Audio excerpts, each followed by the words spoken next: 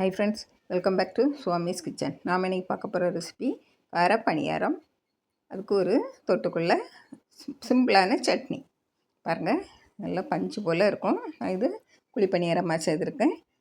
எண்ணெயில் விட்டு பணியாரமும் செய்திருக்கேன். நல்லா சூடு பாருங்கள், நல்ல வாசனையாக இருக்குது. இதே போல் நீங்களும் செய்து பாருங்கள். இதை எப்படி செய்தலான்னு பார்த்துருவோம். 2 கப்பு பச்சரிசி எடுத்துருக்கேன். நான் அந்த சின்ன கப்பில் தான் எடுத்திருக்கேன்.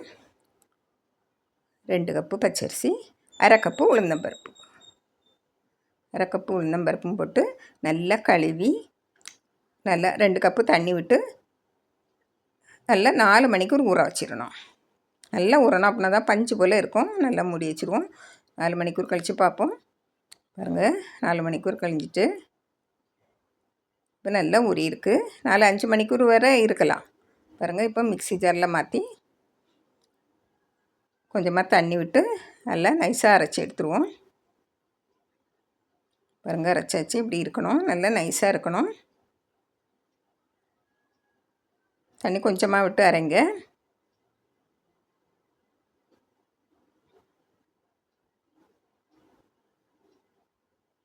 பாருங்கள், ஒரு இது நேரம் அரைச்சாச்சு. இன்னும் 2வது நேரத்துக்கும் இதை அரைச்சி எடுத்துருங்க.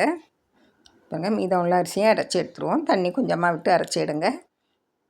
பாருங்கள், இதையும் அரைச்சாச்சு. இதையும் முதல்ல அரைச்சி எடுத்ததில் விட்டுருங்க. விட்டு இதுக்கு தேவையான அளவு உப்பு நான் ஒரு அரை டீஸ்பூன் உப்பு, கொஞ்சமாக கருவேப்பிலையே 2 அட்டு பிச்சு போட்டிருக்கேன். கொஞ்சமாக பெருங்காயப்பொடி, ஒரு 1/4 டீஸ்பூன் பெருங்காயப்பொடி போட்டு நல்லா கலந்து விட்டுருங்க. கருவேப்பிலை பச்சையாட்டே போட்டால் போதும். பாருங்கள், நல்ல வாசனையாக இருக்கும். இப்போ நம்ம இதில் தாளித்து விட்டுருவோம். கொஞ்சமாக எண்ணெய் விட்டு கடுகு, உளுந்தம்பருப்பு, கடலைப்பருப்பு,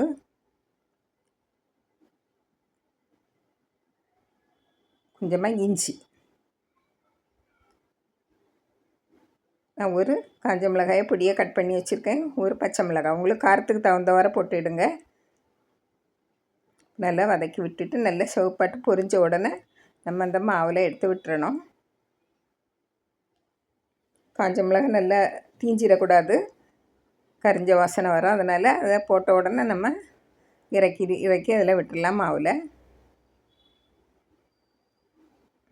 பாருங்க, நல்லா கலந்து விட்டுருங்க.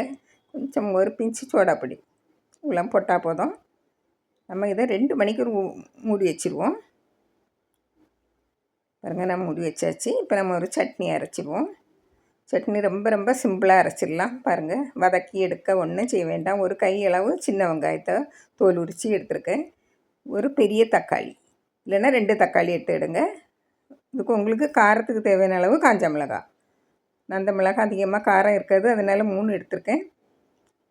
நீங்கள் உங்களுக்கு காரத்துக்கு தேவையான அளவு எடுத்துடுங்க. 2 பல் பூண்டு, கொஞ்சமாக கருவேப்பிலை, கொஞ்சமாக கல் உப்பு, கொஞ்சமாக தண்ணி விட்டு நல்லா அரைச்சி எடுத்துருங்க. பாருங்கள், நல்லா அரைச்சி எடுத்தாச்சு. இருக்கட்டும். இப்போ இதுக்கு நம்ம தாளிப்பு ஊற்றிடுவோம். இது 1 டேபிள் ஸ்பூன் எண்ணெய் விடுங்க. கொஞ்சம் எண்ணெய் அதிகமாக விடணும், அப்போ தான் காரம் இல்லாமல் இருக்கும். கடுகு, உளுந்தம்பருப்பு, சின்ன வெங்காயம், கருவேப்பிலை எல்லாம் போட்டு நல்லா தாளித்து விட்டுருங்க. தாளித்து நம்ம அந்த சட்னியில் விட்டுருவோம். விட்டு நல்லா கலந்து விட்டுருங்க. நம்ம சிம்பிளான சட்னி ரெடி. இதை எண்ணெயிலையும் போட்டு கொஞ்சம் வதக்கி எடுத்துக்கலாம், நல்லாயிருக்கும். இப்போ மாவை பார்த்துருவோம். கொஞ்சம் ஒரு 2 மணிக்கூர் தான் நான் வச்சுருக்கேன். வச்சுட்டு இப்போ எண்ணெய் கொஞ்சமாக விட்டு இதில் பணியாரம் மட்டும் சுட்டு எடுக்கலாம். பாருங்கள், நல்லா பூரி இனங்க பொங்கி வரும். பாருங்கள், இவ்வளோ பூரி இனங்க பொங்கி இருக்குது. பாருங்கள், நல்லா திருப்பி விட்டு நல்லா செவக்க வந்ததும் எடுத்துடணும். நல்லா திருப்பி போட்டு எடுங்க. பாருங்கள், இப்படி இருக்கணும். இதை இப்போ எண்ணெயை வடிச்சுக்கிட்டு எடுத்துருவோம். பாருங்கள், நீங்கள் அகலமான கடாயில் வச்சுருந்தீங்கன்னா 2-3 விட்டு எடுத்துடலாம். சீக்கிரமாக சுட்டு எடுத்துடலாம்.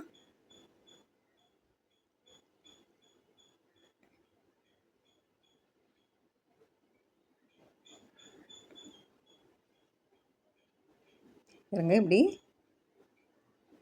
நல்லா லைட்டாக செவந்து வந்த உடனே இங்கே எடுத்துருங்க. பாருங்கள், இப்படி நம்ம கொஞ்சமாக உங்களுக்கு தேவைக்கு நீங்கள் சுட்டு எடுத்துடுங்க. அடுத்து நம்ம இந்த குழி பணியாரக்கல்லை சுட்டு எடுத்துருவோம். பாருங்க, குழி பணியாரக்கல்லையும் அடுப்பில் வச்சு காஞ்சதும் கொஞ்சமாக எண்ணெய் விட்டு விடுங்க. பாருங்க, ஒரு அரை அளவுக்கு நீங்கள் விடுங்க. எண்ணெய் நல்லா காஞ்சிருக்கணும். அதுக்கு பிறகு மீடியம் ஃப்ளேமில் மாற்றிடுங்க. பாருங்கள், நல்லா அடிப்பாகம் நல்லா வெந்த உடனே திருப்பி போடுங்க. பாருங்கள், ஒரு பக்கம் நல்லா செவந்திருக்கணும். அப்படின்னா தான் நல்லா திருப்பி போடவும் வரும், நல்லாவும் இருக்கும். பாருங்கள், இப்படி திருப்பி திருப்பி போட்டு நல்லா செவந்து வந்த உடனே எடுத்துடலாம்.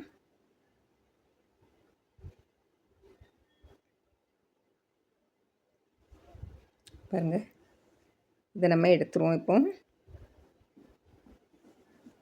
இப்படியே எல்லாம் எடுத்துருவோம். பாருங்கள், இது ஈவினிங் ஸ்நாக்ஸுக்கும் காலையில் பிரேக்ஃபாஸ்ட்டுக்கும் சாப்பிட அருமையாக இருக்கும். பாருங்கள், இப்போ எல்லாம் சுட்டு எடுத்தாச்சு. பணியாரமும் எடுத்தாச்சு, குழி பணியாரமும் எடுத்தாச்சு. இதுக்கு சட்னியும் ரெடி ஆகிட்டு. இதுக்கு தேங்காய் சட்னியும் ரொம்ப டேஸ்ட்டாக இருக்கும். இந்த சட்னியும் டேஸ்ட்டாக இருக்கும். இது சிம்பிளாக அரைச்சக்கூடிய சட்னி. பாருங்கள், இது குழி பணியாரம், அது கார பணியாரம். பாருங்கள் எப்படி இருக்குன்னு பாருங்கள். கார பணியாரம் ரொம்ப ரொம்ப பஞ்சு போல் இருக்கும். இதே போல் நீங்களும் செய்து பாருங்கள். பிடிச்சிருந்தால் லைக் பண்ணுங்கள், ஷேர் பண்ணுங்கள், கமெண்ட்ஸ் பண்ணுங்கள். மறக்காமல் சப்ஸ்கிரைப் பண்ணுங்கள்.